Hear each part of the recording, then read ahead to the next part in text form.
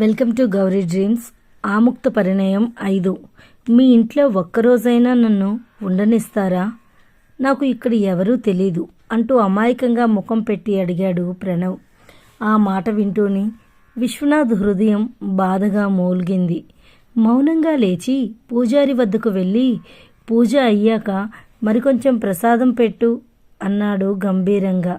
ఏమనుకున్నాడో ఏమో మరి, పూజారయ్య కూడా మారు మాట్లాడకుండా అక్కడ చిన్న ఆకులో కొద్దిగా ప్రసాదం పెట్టి ఇచ్చాడు. నేను ప్రసాదం ఇమ్మన్నది కళ్ళకు అద్దుకొని నోట్లో వేసుకోవడానికి కాదు, ఒక మనిషి ఆకలి తీర్చడానికి. మనవడు ఉదయం కొద్దిగా పలహారం తప్ప ఏమీ తినలేదు అన్న మాట జ్ఞాపకం వచ్చి బాధగా చెప్పాడు విశ్వనాథ్. ఈయనేంటి ఆ అబ్బాయి మీద అంత ఎక్కువ శ్రద్ధ చూపిస్తున్నాడు? అతడి నవ్వు కౌసల్యమ్మ నవ్వులా మనోహరంగా ఉంది. ఒప్పుకుంటాను, అంత మాత్రానికే ఇంత అభిమానం పెంచుకోవాలా? ఏమిటో ఈతని హడావిడి. అయినా ఎప్పుడు ఎవరి మీద ఎందుకు అభిమానం పుడుతుందో ఎవ్వరం చెప్పలేము. అంతా జగన్మాత జగన్నాటకంలో భాగమే అనుకొని అక్కడ ఉన్న ఇత్తడి పళ్ళెంలో కొంచెం ఎక్కువగానే ప్రసాదం పెట్టి విశ్వనాథ్ చేతికి అందించాడు పూజారయ్య. విశ్వనాథ్ ఆ ప్రసాదాన్ని అందుకొని ప్రణవ్ వద్దకు వెళ్ళి, ముందు ప్రసాదం తిను, తర్వాత తీరిగ్గా మాట్లాడుకుందాం అన్నాడు ప్రసాదం పళ్ళ్యాన్ని ప్రణవ్ చేతిలో పెడుతూ.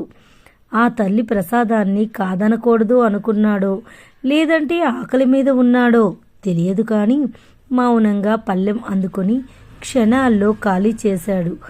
అతడు తినడం పూర్తి చేసేసరికి పూజారయ్య ఒక గ్లాసులో కొబ్బరి నీళ్లు తీసుకువచ్చి ప్రణవ్కు అందించాడు. అవి కూడా తీసుకున్న తర్వాత, చాలా ఆకలి మీద ఉన్నాను తాతగారు, పులిహోర తీసుకుని వచ్చి నా ఆకలి తీర్చారు, చాలా కృతజ్ఞతలు. చల్లని కొబ్బరి నీళ్లు ఇచ్చి నా దాహం తీర్చారు, మీకు కూడా చాలా కృతజ్ఞతలు పూజారి గారు అని ఇద్దరికీ కృతజ్ఞతలు చెప్పాడు.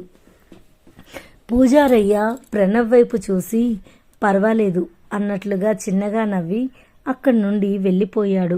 కృతజ్ఞతలు అవసరం లేదు, కానీ నీకు ఇక్కడ ఎవరూ తెలియదు అంటున్నావు. ఈ హోటళ్లలో ఉండి ఇబ్బంది పడడం ఎందుకు? నీకు ఏం వివరాలు కావాలో అడుగు, నేను చెప్తాను. అప్పుడు సాయంత్రం బయలుదేరి వెళ్ళిపోవచ్చు. నీ పని అవుతుంది, నీకు శ్రమ కూడా ఉండదు. ప్రణవ్ను ఎక్కువసార్లు చూస్తే తన అభిమానాన్ని అతని ముందు దాచుకోలేనని అనుకున్నాడో ఏమో. వీలైనంత తొందరగా అక్కడి నుండి మనవడిని పంపించేయాలి అనుకున్నాడు విశ్వనాథ్.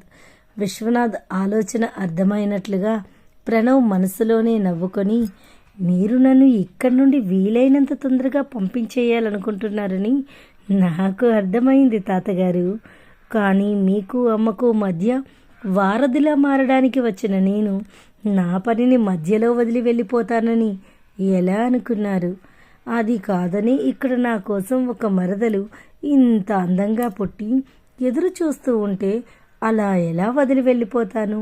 ఈ తల్లి సమక్షంలో నా ఆలిని చేసుకునే తీసుకుని వెళ్తాను అనుకున్నాడు. మౌనంగా ఉన్న ప్రణవ్ వైపు చూసి, నీకు ఎలాంటి వివరాలు కావాలో అడుగు బాబు. అయినా మీ తల్లిగారికి కూడా ఈ తల్లి అంటే ఎనలేని భక్తిభావం అని చెప్పావు. మరి మీ తల్లిగారు అమ్మవారి గురించి చెప్పలేదా?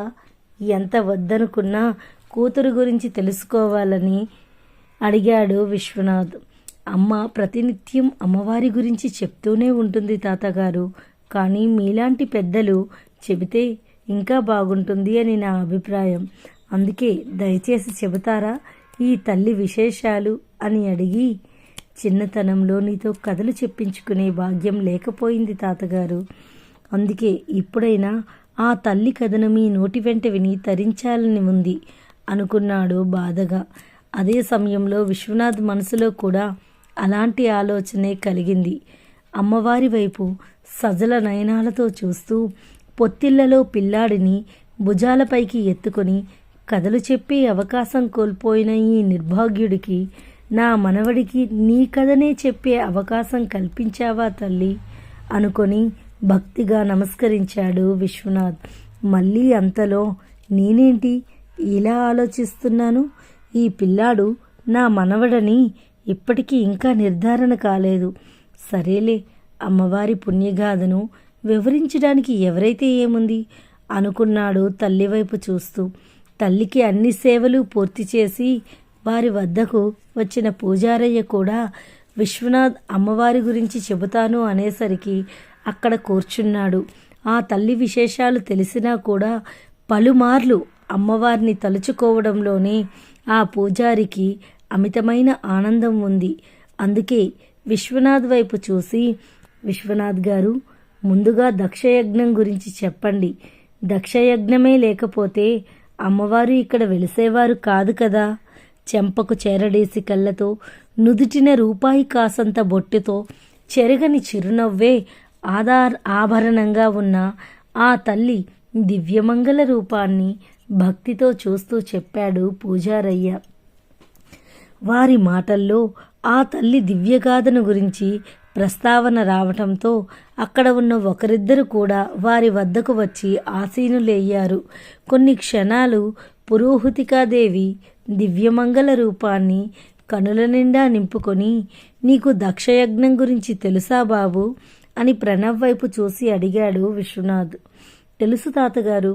దక్ష ప్రజాపతి యజ్ఞం చేస్తూ ఆ సర్వేశ్వరుని ఆ యజ్ఞానికి ఆహ్వానించలేదని తెలుసుకున్న సతీదేవి తండ్రి వద్దకు వెళ్ళి అతడు ఎంత తప్పు చేస్తున్నాడో తెలియచెప్పాలి అనుకుంది.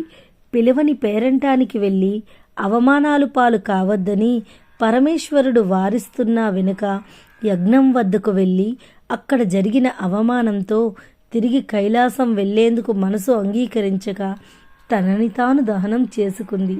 దాని గురించే కదా మీరు అడుగుతున్నది, ఉత్సాహంగా చెప్పాడు ప్రణవ్. అవును బాబు, దాని గురించే నేను చెప్పాను. మరి దక్ష ప్రజాపతి సొంత అల్లుడిని యజ్ఞానికి ఎందుకు పిలవలేదో తెలుసా? ఆ సర్వేశ్వరుడు కాటికాపరి కదా, అది నచ్చక పిలవలేదు అంటూ తనకి తెలిసింది చెప్పాడు ప్రణవ్. ప్రణవ్ జవాబు విని అనుమానంగా అతని వైపు చూశాడు విశ్వనాథ్. విశ్వనాథ్కి ప్రణవ్ మీద అనుమానం ఎందుకు వచ్చింది తెలుసుకోవాలంటే తరువాయి భాగం వినండి.